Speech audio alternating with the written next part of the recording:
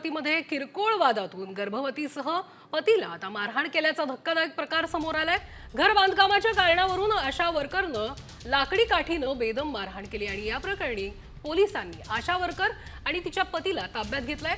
गर्भवती महिला आणि तिच्या जखमी पतीवर आता ग्रामीण रुग्णालयात उपचार सुरू आहेत। यावर पोलिसांनी आरोपींना पोलीस स्टेशनला बोलावून दिले आणि तिथे त्यांना समजपत्र देण्यात आले। तो संडास के गड्ढे में 2 महीने से पानी नहीं छोड़ा उनने।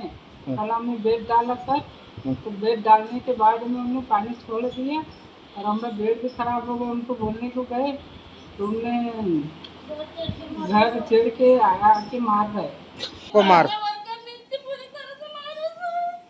नाम क्या है उनका?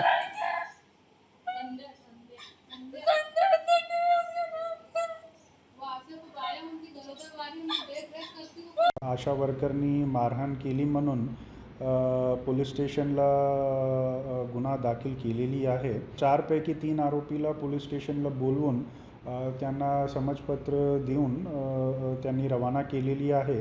पण इतर 3 आरोपी विरुद्ध जे प्रोसिजरल कारवाई आहे ते पोलीस स्टेशननी केलेली आहे। ते महिलाची जे कंडिशन आहे ते बरं आहे।